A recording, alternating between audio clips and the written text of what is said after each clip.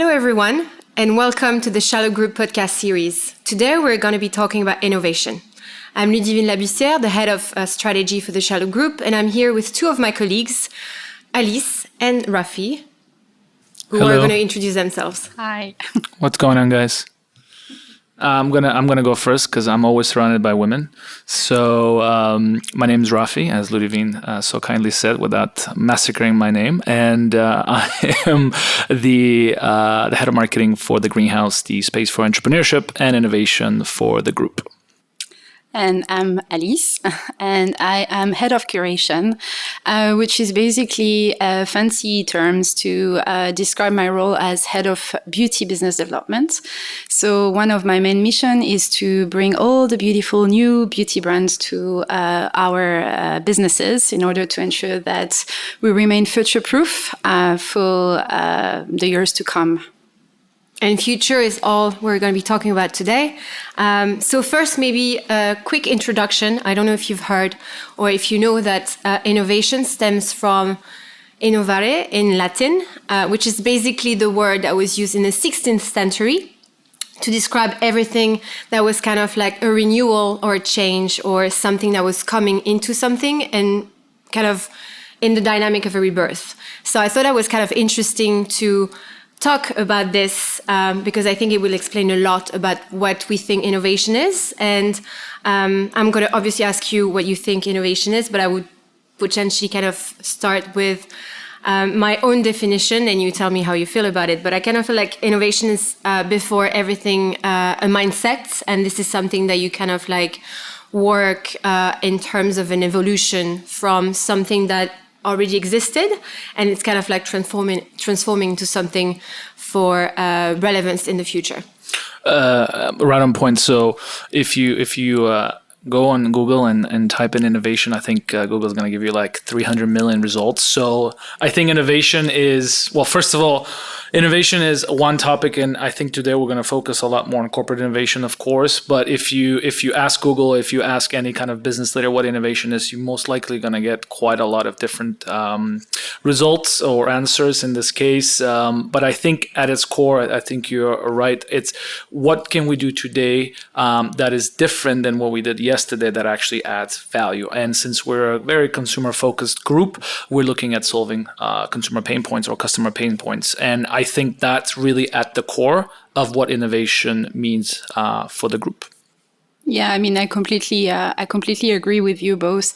I think for me, like you said, and you said the right word, I mean, innovation is before anything, like it's a mindset. It's really like not accepting, status quo. It's being in a position where you will constantly challenge everything that you're doing, potentially everything that you're thinking, in order to make sure that, there is sustainability in what you're bringing, in what you're doing, and eventually within our function. And I think for me, personally, being in a business development role, I mean, innovation is really at the essence of what we're doing. And it's exactly it. It's just like accepting to constantly challenge everything that we're doing and thinking that tomorrow is not today. No, totally. And I think innovation is not only what we know, but it's the know-how, our industry, our everyday work, the kind of like ways of working and the ways of thinking. And I think you always hear about new principles, new theories around innovation, but everything is related and goes back to the renewal or the change that you want to bring for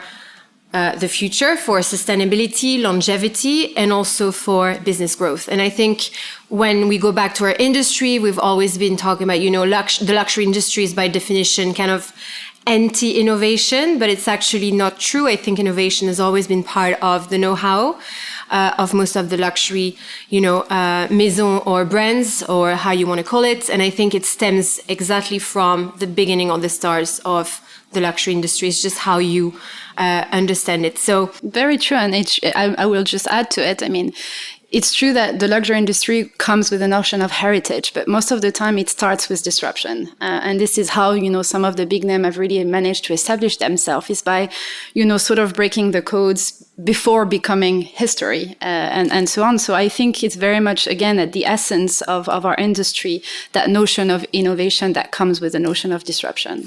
Yeah, I mean, I remember one ad on Sheikh Zayed Road from Audemars, a luxury watch manufacturer, and it said before you can break the rules, you have to master them. And I think the group has been mastering the rules for the past 6 years, but now is the time to start breaking them and looking at new ways of doing things. So that was interesting. And if I can add one more point, I remember very specifically back a couple of years ago, maybe 5 or 6, maybe more, we're working with Celine, one of our accessory and handbag brands here at the group. And they were so anti doing anything online. And now without any online presence, you're more or less dead in the water. And I remember, just going back to your point of anti-innovation, because we are an old, French luxury house, and we don't do that because, it's not cool or it's not within our values.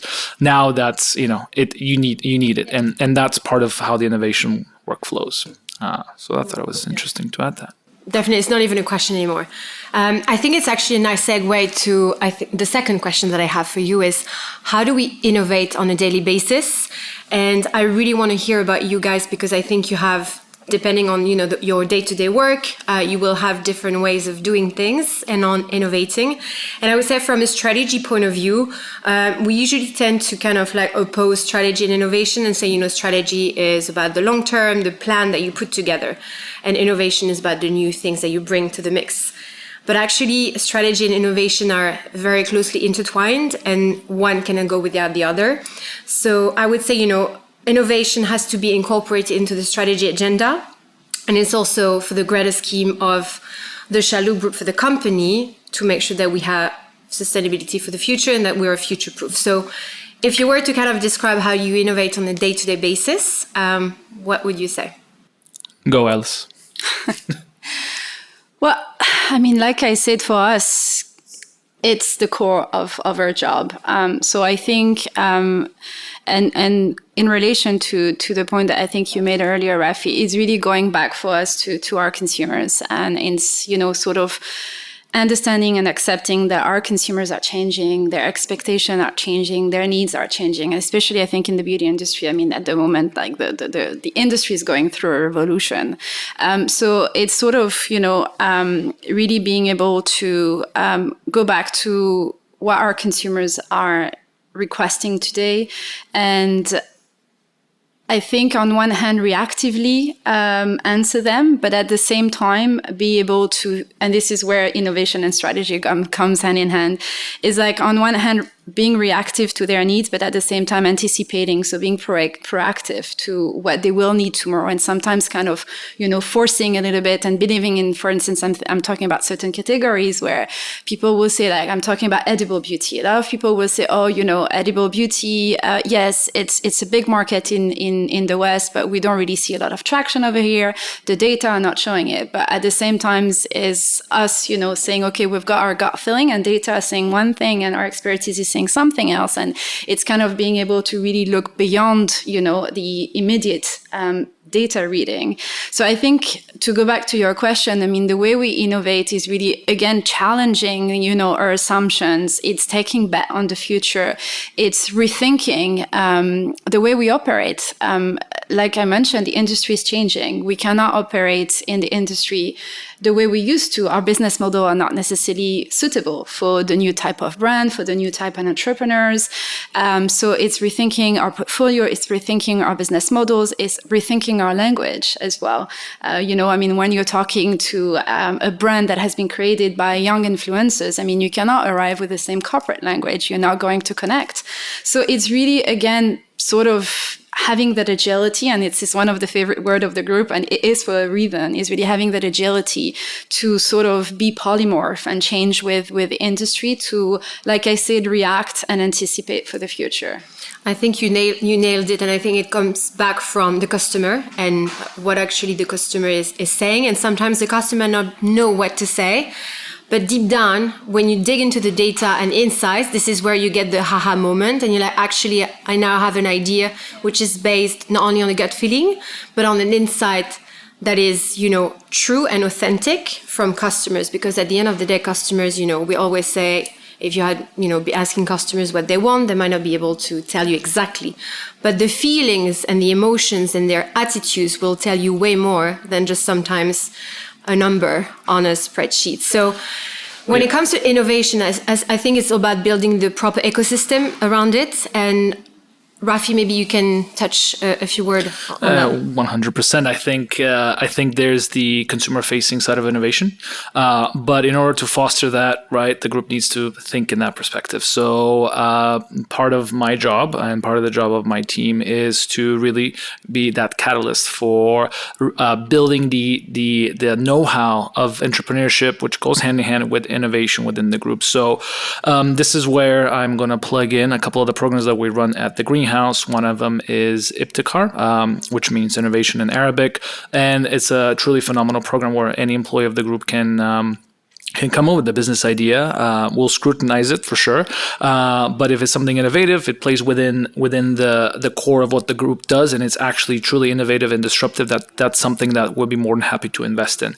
On top of that, we look at innovation, and sometimes it's very difficult to innovate internally, and this is why we try to play a lot with startups from not just around the region, but from around the world, because they bring a different mindset, a different thought process.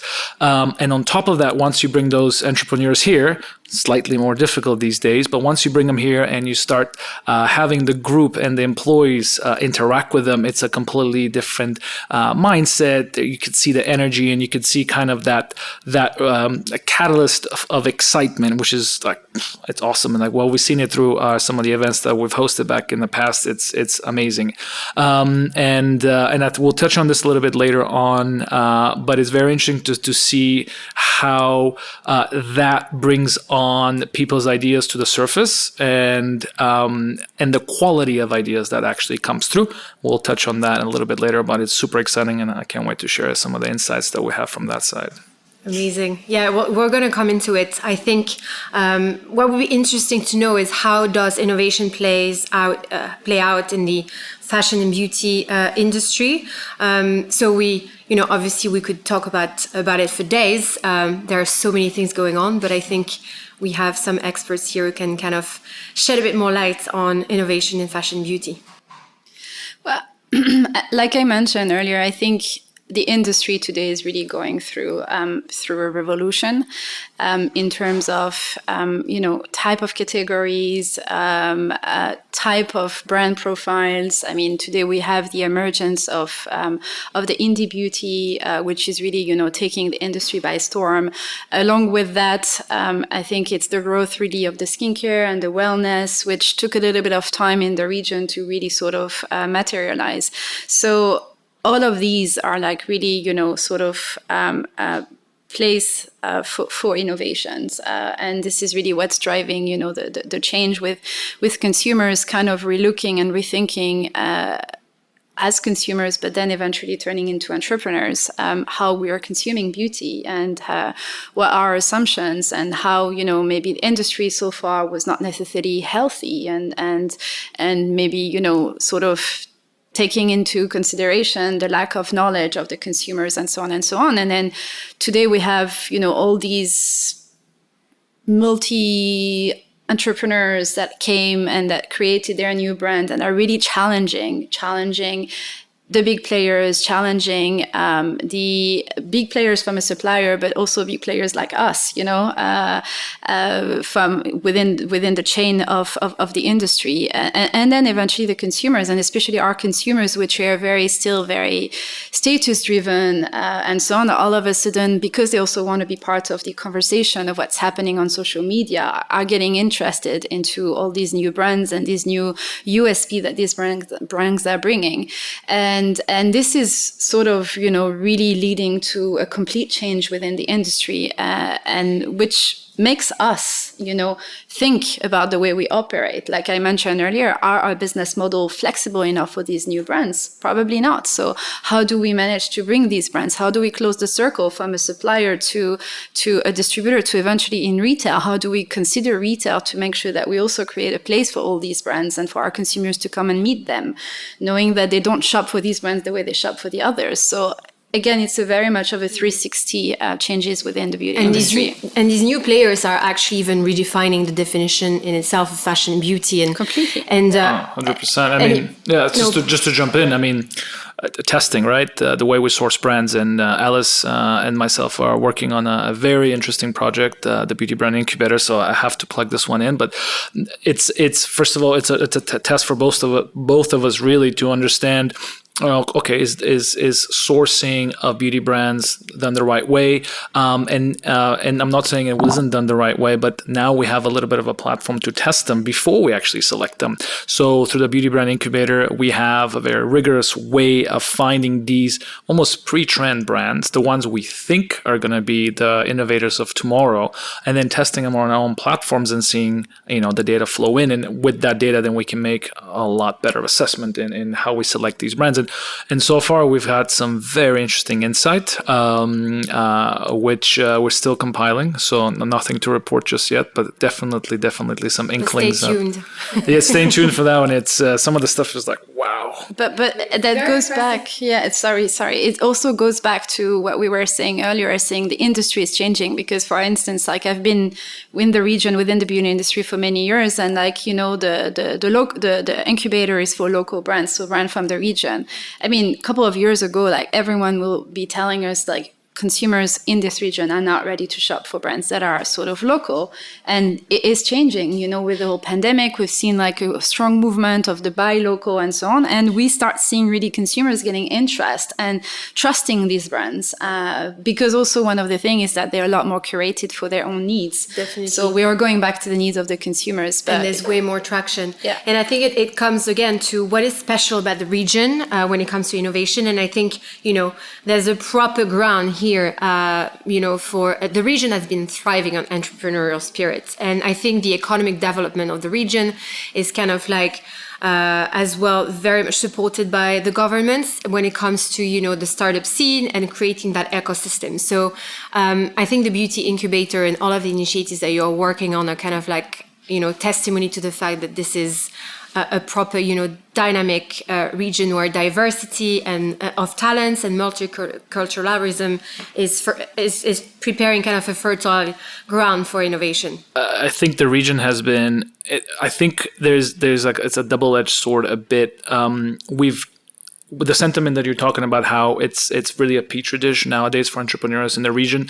That wasn't true even a couple of years back. But we've been in a very much changing times, and I think catalysts such as the Uber Careem deals and the Amazon Souk deals have kind of shed a little bit more light of the scale and the appetite for startups, for entrepreneurship, and then further for innovation in the region, and touching a little bit on Saudi and how they are accelerating a lot of their innovation initiatives really makes this region so potent for innovation. And that entrepreneurial spirit where a lot of the innovation comes from and the disruption comes from is now starting to bubble up, and we're actually trying to see if we can rig some of those benefits within the group. And that's why we're having this beauty brand incubator, but that could also extend into a fashion incubator and beyond. And that's why I feel that the region is perfectly positioned now. And when I mean now, to really accelerate some of that growth. Because in the past and even today, I mean, having a copycat startups from around the world brought here, that was another viable way of bringing innovation in. Just because if something is working in the West or in Europe, and it is being consumed by a local type resident, then why couldn't it work here? And that's kind of how innovation. Reverse engineer as well. Exactly right. So it was how things were done in the past. Like, okay, so Uber works well in Western Europe, so let's replicate it with Careem, but let's change the offer a little bit. And that was such a great catalyst, right, for that, for let's say that copycat innovation. But now we're actually experience true innovation. So as you said, Ludivine, the governments are actually investing into building talent, which is something, if you look all the way out to China, just the amount of investment the Chinese government is putting into AI is absolutely insane. And so we're seeing that inkling now into the region, which is, as I said before, a perfect position for the ecosystem just to kind of explode. And do you think that COVID has changed the kind of like status quo when it comes to innovation? So we're kind of like coming to the end of our podcast. Our producer is kind of like timekeeping, and I think we're reaching the end. So I just wanted to have your opinion on how you feel the COVID has changed the innovation scene. If there are future plans in the making, I have obviously, as far as I'm concerned, I have my kind of strategic view on innovation in the next. You have the best view, no? I'm not sure. I think we're all innovation is about co-creation and brainstorming and ideation. So I think when we have a conversation, this is where innovation happens. Collective brilliance. ## collective brilliance. Exactly. And I think the COVID pandemic and the crisis and what the impact has been so far showed us that we were more innovative than what we had thought. And I think it's been more a part of our ecosystem, a nice to have. And I think we've realized that innovation is deep down into the making of the future of our group. So I think, definitely the pandemic has been a catalyst, I would say. Everything that was meant to failed faster, and everything that was meant to succeed a bit stronger. So in that sense, I think, it really has been a catalyst of change. And at the same time, like I said, it was a lot of challenges, but at the same time, it really gave us, very clear direction about where we needed to go. So it was probably a necessary step, a bit of a harsh one, but a necessary step to really kind of accelerate some of the most obvious changes that needed to happen. You know what we say? We see the opportunity in time of crisis. So. Yeah. And that's why they say also invest in innovation at a time of crisis. Just to kind of parallel what you guys are saying, and a little bit more data-driven, and coming back to a point I was trying to make a little bit earlier, during our pandemic year, we saw the highest amount of submissions to our Ipticar program, which is phenomenal to see. But not only did we get volume, we also got quality as well. So that is one massive indicator. And another thing that we're seeing that was triggered is when we used to approach innovation within certain or solutions to certain pain points the group was having, we used to kind of drive that ourselves. But now we're seeing that being driven kind of autonomously within each of the business units, each of the brands, where self-created task force are tackling their own pain points, which is wonderful to see, because this is exactly what type of culture we want to have, where we say, hey, we've identified a pain point for a business unit or for a brand, let's solve it. Or we've identified a point for a consumer or a customer, let's see if we can solve it. So that's been a data-driven kind of insight to say, yes, COVID has definitely accelerated the way we look at innovation, disruption, and entrepreneurship in my life. It has completely embedded, I think, innovation within, the role of everyone. Probably innovation before was, the role of certain people that were maybe like yourself or potentially like myself, more into fields of business development, innovation, transitions, and so on. But then eventually, I think it became clear that if we want to sustain, innovation has to be everyone's responsibility and role. So it kind of embedded it within our DNA. Definitely. Thank you, everyone, for tuning in. We hope that you enjoyed listening to this podcast on innovation. And obviously, there will be more to come. Thank you, Rafi. Thank you, Alice. I think we had a great conversation. At least I really much enjoyed it. And I think we'll be talking more about innovation in the coming months. Certainly. Thank you so much, Ludivine. Thank you so much as well. Thank you.